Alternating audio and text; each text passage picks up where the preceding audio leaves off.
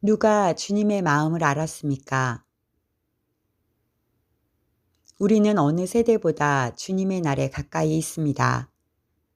곧 닥칠 모든 일을 피할 수 있는 합당한 사람으로 여길 수 있는 방법은 무엇입니까? 우리가 의도적으로 주님께로 가서 주님의 뜻에 맞추는 것이 주님 앞에 있는 우리의 자세입니다. 누가 주님의 마음을 알았습니까? 바울은 로마서 11장에서 세 가지 질문을 언급하였습니다.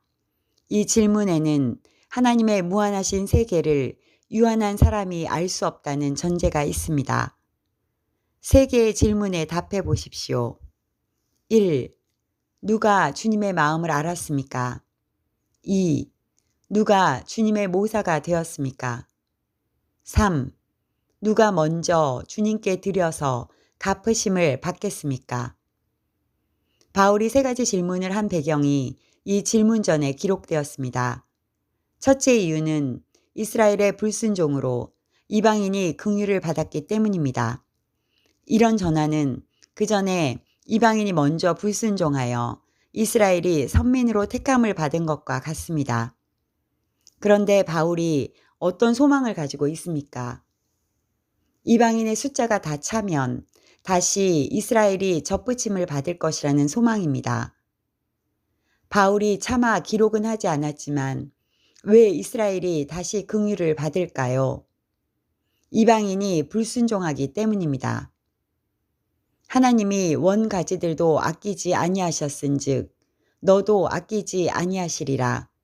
너도는 이방인입니다. 그러므로 하나님의 인자하심과 준엄하심을 보라. 넘어지는 자들에게는 준엄하심이 있으니 너희가 만일 하나님의 인자하심에 머물러 있으면 그 인자가 너희에게 있으리라. 그렇지 않으면 너도 찍히는 바 되리라.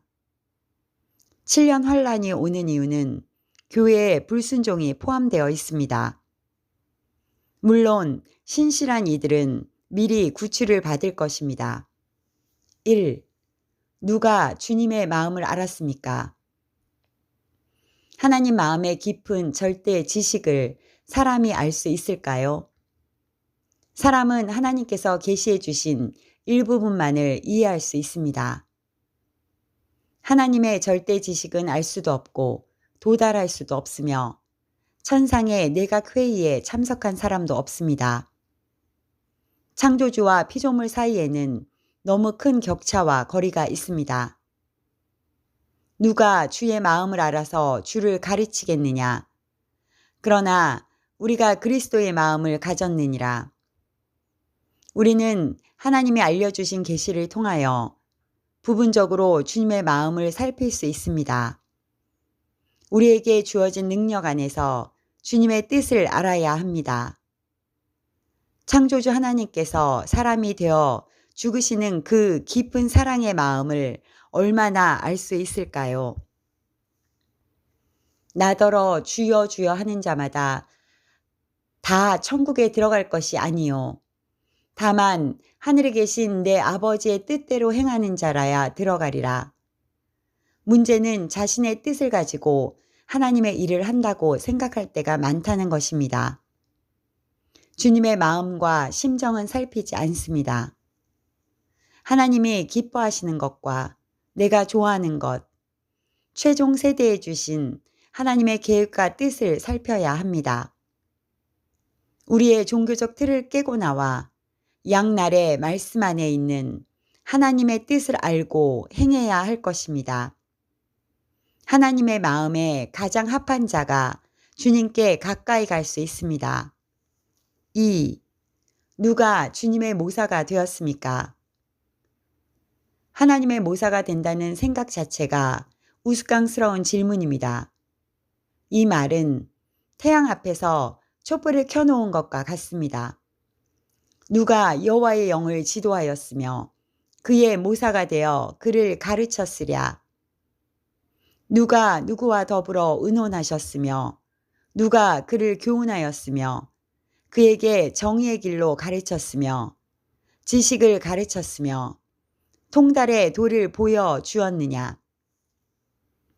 성부 하나님과 의논하실 대상은 성자, 성령 하나님뿐입니다.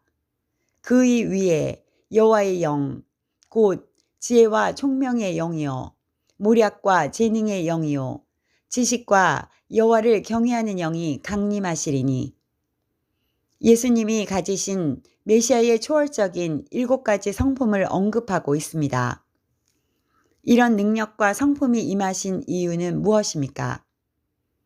그가 여호와를 경외함으로 즐거움을 삼을 것이며, 그의 눈에 보이는 대로 심판하지 아니하며, 그의 귀에 들리는 대로 판단하지 아니하며, 공의로 가난한 자를 심판하며, 정직으로 세상의 겸손한 자를 판단할 것이며, 그의 입의 막대기로 세상을 치며, 그의 입술의 기운으로 악인을 죽일 것이며, 공의로 그의 허리띠를 삼으며, 성실로 그의 몸에 띠를 삼으리라.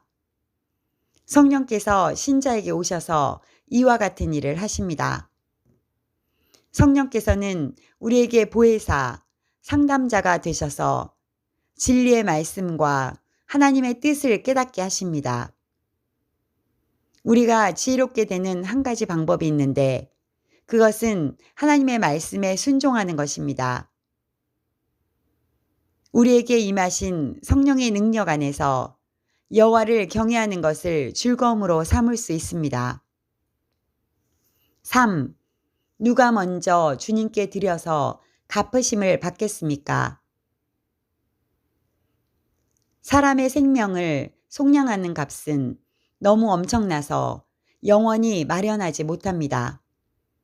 그러나 우리를 창조하신 목적에 따라 하나님을 경외하고 사랑하고 찬양을 드릴 수 있습니다. 우리가 하나님께 드릴 수 있는 것은 그것이지만 하나님께서 기뻐하십니다. 만약 우리가 행위를 통해 하나님께 드릴 수 있다면 그것은 우리를 위한 것입니다. 빚을 갚는 것이 아니라 순종함으로 보상을 받는 개념입니다. 그것은 천국의 법칙입니다. 또한 세상이 빛과 어둠, 선과 악, 주님과 원수의 영토가 있으므로 우리는 하나님의 영토를 확장하는 일에 힘써야 합니다. 하나님이 그것을 기뻐하십니다. 말씀을 전파하는 것도 중요하지만 각자가 하나님의 기뻐하시는 수준으로 성숙하는 것입니다. 마지막 세대는 영적 영양실조에 걸린 상태라고 합니다. 매일 성경도 읽지 않고 기도하는 대신에 세상의 소리에 귀를 기울이기 때문입니다. 맑은 영으로 자신을 준비하기 위해 세상의 소음을 닫고 모든 불순물을 제거해야 합니다. 우연히 존재하는 것은 아무것도 없습니다. 우리는 이 여정이 어느 지점에서 끝나는지 알지 못하고 시작했지만 인류 역사상 가장 놀라운 사건이 일어날 것이라 약속되었습니다. 신부들은 태초부터 계획되어 왔고 그들은 그날을 위해 부름에 응답되고 준비되어 왔습니다. 그들에게 포기나 물러서는 일은 없고 혼인잔치에 지정된 자리를 위해 자신을 비우고 주님을 향해 계속하고 있습니다. 어떤 작은 악이라도 타협하지 않고 하루하루 최선을 다해 갑니다. 우리는 이전의 상태로 돌아갈 수 없습니다. 하지만 이 여정은 끝이 있습니다. 주님은 그들의 분투와 열망을 알고 계시며 그들을 기뻐하실 것이 분명합니다. 따라서 우리의 최종 임무는 그날에 주님 앞에 서기 위해 순결한 신부로 준비되고 처신하는 것입니다. 우리 자신을 하나님께 온전히 드리도록 해야 하고 끝까지 충실해야 합니다.